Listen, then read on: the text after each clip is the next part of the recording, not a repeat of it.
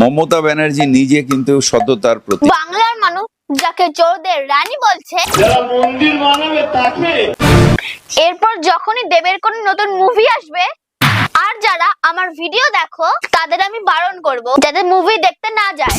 এই কথাটা অনেক কষ্ট বললাম।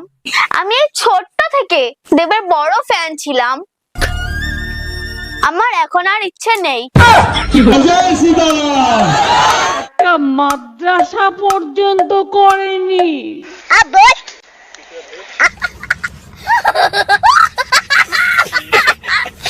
মমতা ব্যানার্জি নিজে কিন্তু সততার প্রতীক। মমতা ব্যানার্জি নিজে কিন্তু সততার প্রতীক। মানে বলছি নাকি শুনলেন? বাংলার মানুষরা যাকে চোরেদের রানী বলে ইনি তার সততার প্রতীক বলছে। কি আর বলবো, এই তো দুনিয়া। মমতা ব্যানার্জি নিজে কিন্তু সততার প্রতীক। দেখুন, দুই রকমের মানুষের কাছে দুই রকমের সততার প্রতীক। ভালো মানুষের সততার প্রতীক আর একটা খারাপ মানুষের সততার প্রতীক। তৃণমূলের জন্য কোথাও গিয়ে এটা অস্বস্তির কারণ হচ্ছে। এরপরে দায়টা কার, মানে কার উপর দায় বর্তালো তাহলে এত বড় একটা ঘটনা যা ঘটে গেল? দেখুন, এটা অস্বীকার করার কিছু নেই যে কিছু জায়গায় অন্যায় হয়েছে, কিন্তু তার মানে টোটাল তৃণমূল কংগ্রেসের অন্যায়, যেটা ন্যারেটিভ চোর চোর করে বিরোধীরা যেটা করছে সেটা কিন্তু ঠিক নয়। কারণ তৃণমূল কংগ্রেসে এখনো অনেক সৎ মানুষ আছেন।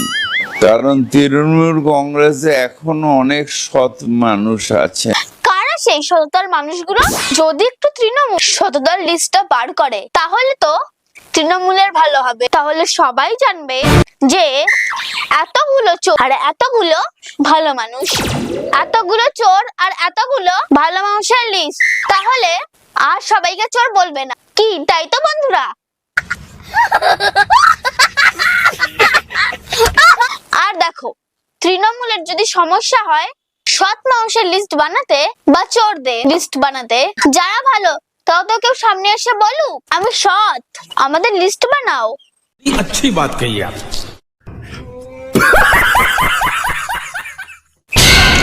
দেখুন, অনেক কথা বললাম তো, আগে একটু জল খেনি, তারপর আপনাদের আরো বলছি কথা। এবার বলি, এখন যদি কোনো তৃণমূলের নেতা বা নেত্রী এসে না বলে আমি সঠিক বলেছেন, তাহলে বুঝবে এদের সততা বলে কিচ্ছু নেই।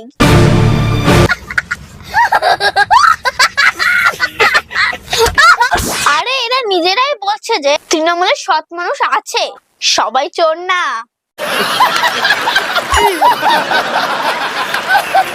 যেটা ন্যারেটিভ চোর চোর করে বিরোধীরা যেটা করছে সেটা কিন্তু ঠিক নয়।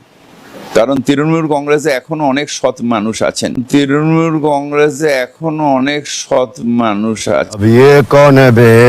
এই কথার ইঙ্গিতে এই কথাই তো বোঝাচ্ছে তৃণমূল কংগ্রেসে এখনো সৎ মানুষ আছে, বাকি সব চোর হয়ে গেছে।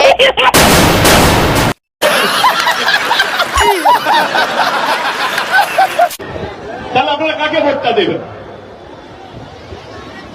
যারা মন্দির বানাবে তাকে, যারা মন্দির বানাবে তাকে। দেবের এই ভাষণ শুনে তোমাদের কেমন লাগছে? এই ভাষণ শোনার পর কি দেবের ফ্যান হতে ইচ্ছা হয়? अच्छी बात कही आप। গরিব মানুষের যদি কিছু ভগবান না করে বড় রোগ হয়ে যায়, তার চিকিৎসা করাতে পেত না, কারণ তাদের কাছে টাকা পয়সা থাকতো না। কিন্তু সেখানেও আমার দল, আমাদের নেত্রী এক পা এগিয়ে স্বাস্থ্য সাথীর মতন কার্ড প্রকল্প নিয়ে এসছে, যেখানে 5 লক্ষ টাকা করে বীমা দেওয়া হয়। এখানে প্রত্যেকটা গরিব মানুষ যে কোনো বড় হসপিটালে যেখানে বিপ্লবটা করে বা যেখানে যত বড় লোকরা আছে, আম্বানি আদানি যারা যেখানে চিকিৎসা করে, সেইখানে গিয়ে তাদের চিকিৎসা করাতে পারে এই স্বাস্থ্য সাথীর কার্ডের মাধ্যমে। তাহলে আপনারা কাকে ভোটটা দেবেন?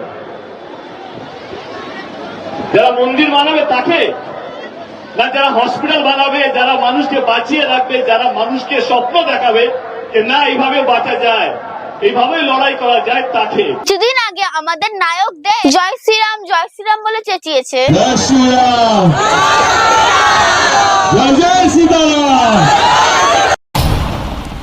ये लोग कौन थे सर जो चले गए?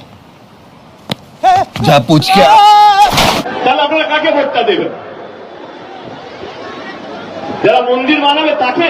প্রথমেই দেবের কান খুলে শুনে রাখা উচিত মন্দির কোনো রাজনীতির টাকায় বানানো হয়নি, বা মন্দির কোনো সরকারের টাকাও বানানো হয়নি।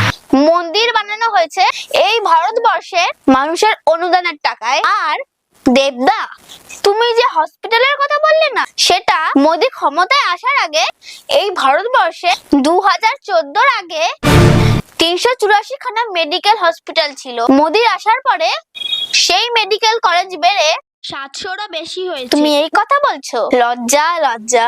এই কথা শোনার পর ভাবছো কাকে ভোট দেবে, সেটা তোমাদের ব্যাপার। এটাই হচ্ছে দুনিয়া। তোমরা সবাই ভালো থেকো আমার প্রিয় বন্ধুরা। কি বলে?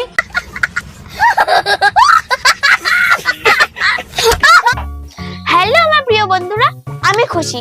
এই ভিডিওটা কেউ গায়ে নেবেন না প্লিজ। তোমরা যদি এই ভিডিওটা ভালো লাগে তাহলে লাইক শেয়ার কমেন্ট করে দিও, আর সাবস্ক্রাইব করতে কিন্তু ভুলো না। আমি খুশি, তোমরা সবাই খুশি থেকো।